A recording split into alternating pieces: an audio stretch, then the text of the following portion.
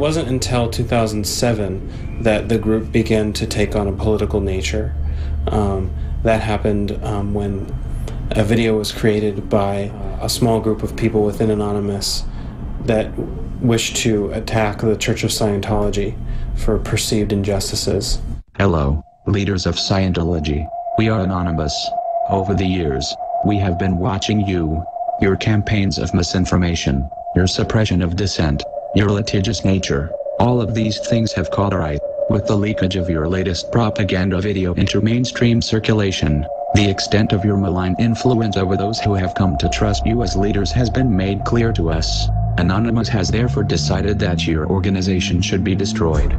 From that point forward, the group Anonymous began to be used as almost as a protest brand, taken on by different people in different parts of the world to fight against various enemies, such as corporations or small governments. Oppressive governments of the world take this as a warning. Anonymous has been watching the recent developments in Spain, France, Hungary, China, Belarus, US, and many other countries with a great deal of attention. Keep this in mind, for you may be next. Anonymous has evolved and become so tremendously more complex. It's become a name that is picked up by people all over the world. It describes a way of being in the world. It describes a common culture online. It describes a value set that is commonly, though never universally, shared amongst the people who kind of pick up the mantle of Anonymous. Do not sit and watch. Do not sit and cheer. Use your talents. Artists, be creative. Singers, be lyrical. Writers, spread our word. We will not be silent. We are Anonymous. We are Legion. We do not forgive. We do not forget. Expect us. We never forgive. We never forget. Expect us. It's such an aggressive statement. And that's the thing with Anonymous, is they are always over the top. They're always aggressive. They are always bringing about the end of the world. We have been watching the actions of San Francisco. Blocking communication of cell phone devices is unacceptable. The Bay Area Rapid Transit has decided that blocking cellular communication is the correct way to scare off protesters. To the Bay Area Rapid Transit, by performing this action, you have not only threatened your citizens' safety, but you have also performed an act of censorship. By doing this, you have angered Anonymous. They can actually, as you would say, epically go after something, like just try to grind it into the ground.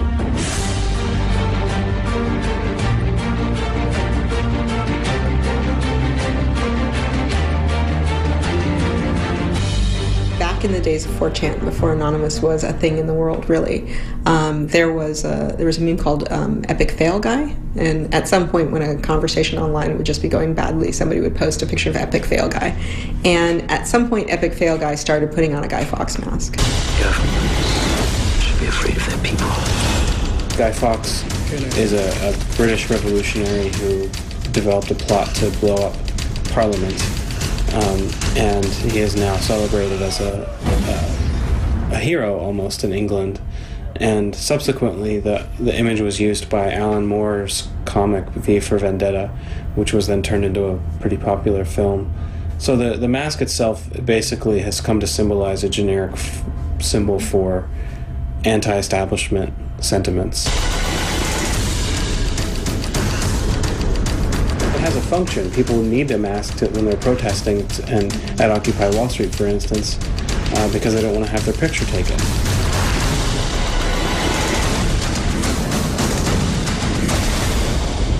The V for Vendetta movie had been released during that period of time. So it was just like, oh, okay, well, can we get these masks? And when we looked it up on the web, we found out we could, and we adopted it as a piece of our iconography. The mask became this ubiquitous symbol, this kind of grinning, slightly scary symbol of this effaced identity, this way of protesting something that was perfect for the way Anonymous is in the world. And that spread. Our cyberspace has no elected government, nor it is likely to have one. Governments derive their just powers from the consent of the governed. You, world leaders, have neither solicited nor received ours. We did not invite you. You do not know us. You do not know what are we capable of, nor do you know our world. Cyberspace does not lie within your borders. We will spread across the planet so no one can arrest our thoughts. The Anons are allergic to hierarchy. And that's good and bad. You know, it makes trust and reliability a really difficult problem within Anonymous. There are no leaders of Anonymous, in the sense that there are no official leaders. We don't elect anybody. We don't send somebody out with a little Anon name tag. But there are leaders within Anonymous. The same as there are leaders within any organic group of people. If you put any group of people together, you are going to have people within that group who choose to follow, and you are going to have people within that group who choose to instigate, who choose to lead. My authority as Commander X within Anonymous is because I had launched so many successful operations. I have always adhered properly to the principles of Anonymous. I've been a good Anon, in other words. I've worked hard, and I've earned some street credit. So our decision-making process, while it's very much based on consensus, it's a free-for-all. And basically, those with the biggest voices, those with the most experience in the collective, will get the biggest voice. So that discussion goes on, but it goes on in a very anarchic way that people would find very difficult to understand. Our ranks are filled with people representative of many parts of the world and all political orientations. We can be anyone, anywhere, anytime. If you are in a public place right now, take a look over your shoulder. Everyone you see has all the requirements to be an Anon. How do you coordinate 2,000 people to attack simultaneously a website? We use a communications platform called Internet Relay Chat. It's a very old school form of chat. It's very basic. It doesn't have any bells or whistles, and that's the reason we like it, because it's very easy to secure, because it's very simple. It doesn't have a lot of fancy loopholes. And we coordinate our attacks in those channels. We just gather everybody together, usually using Facebook or Twitter, the social media. We put out the word that, hey, we're going to do a campaign today at 11 o'clock. Everybody come over to IRC. Then they'll go into IRC, and we'll have, when they log in, they'll be able to see what the target of the day is, what time to fire, what is the weapon of choice. And sometimes different servers, we like to use different kinds of weapons to fire on these targets. And so everything is there and already coordinated and organized for them. How did you pick up your targets? It can be almost any way. I can be reading a news article one day and something just goes up my butt sideways, and I have to do something. I have to take action. It could be that somebody we know calls out to us for help. Fellow citizens of the internet, we're Anonymous. On September 17th, Anonymous will flood into Lower Manhattan, set up tents, kitchens, peaceful barricades, and occupy Wall Street for a few months. Once there, we shall incessantly repeat one simple demand in a plurality of voices. We want freedom. This is a non-violent protest. We do not encourage violence in any way. The videos are a recruiting tool. They are also a way to brag. They're a way to get the message out. They're a way to build awareness around a specific target. Greetings world, we are Anonymous. We have defended Julian Assange and other members of WikiLeaks when they were persecuted for releasing information that provided evidence to the corruption within our government and militaries. We restored the internet to the people of Egypt when the Egyptian government tried to silence their voice to the world. We have defended and supported countless peoples in their pursuits for freedom. And now we will assist in the bigger struggle. I feel like every op is denounced as not really anonymous. Who gets to decide who is an anonymous?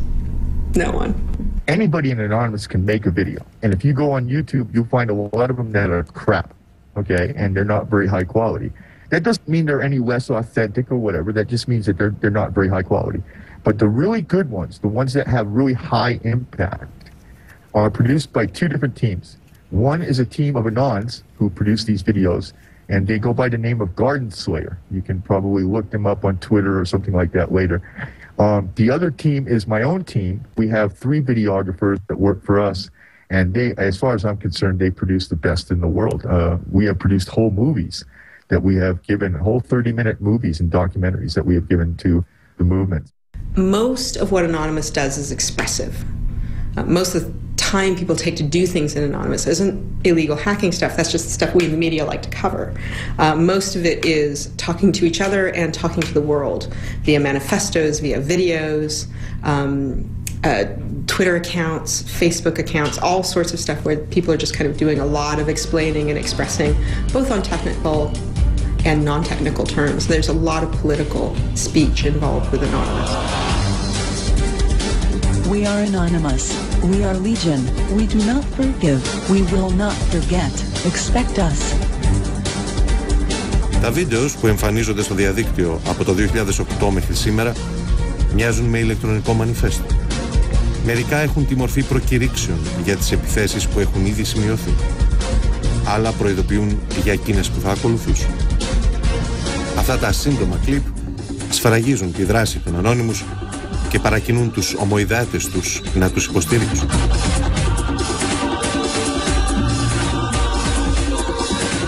Μετά την εκκλησία της αεντολογίας μπαίνω στο στόχαστρο ιστοσελίδες που κατηγορούνται για διακίνηση υλικού παιδικής πορνογραφίας, το PayPal, η Mastercard και η Visa για τη διακοπή της συνεργασίας με το Wikileaks, εταιρείες ασφαλείας ίντερνετ όπως η Symantec και η HP Gary, το Amazon, η ελβετική τράπεζα Post Finance, η Combined Systems Incorporation που κατασκευάζει δακρυγόνα για την αστυνομία, η σελίδα του δίκτυ Nasdaq και πολλές άλλες. Αργότερα θα πάρουν σειρά τα αραβικά καθεστώτα, οι αμερικανικές υπηρεσίες ασφαλείας, κυβερνήσεις, πολιτικά κόμματα και οργανισμοί σε όλο τον κόσμο. There have been a few attacks that have allegedly caused some serious financial damage. The one that comes to mind is Sony. They've claimed that Anonymous has cost them millions of dollars by bringing down their Sony PlayStation network for a period of weeks. There's a group called the Ponemon Research Group who publishes a study every year called The Cost of a Data Breach. It costs $318 for every record that you lost. So if you lose 1,000 records, that's $318,000 worth of cost. If you lose 1,000,000 records, well, you can do the math. There's a lot of money there. So the financial impact is significant. And going with that financial impact is a reputation impact. Your name is out there as a company that got hacked, as a company that lost its customers' data. That's a bad thing for business. Anonymous announced their latest retrieval of data, saying, yes, NATO was breached, and we have lots of restricted material. This group is notorious. We've been reporting on Anonymous and LulzSec. Not only did they break into Bart's website, but they have actually posted contact information, personal contact information for more than 2,000 subscribers. They're so good at crafting those around something that the media cannot resist pouring coverage on them. So first and foremost, I think for all their technical skills, they're media hackers.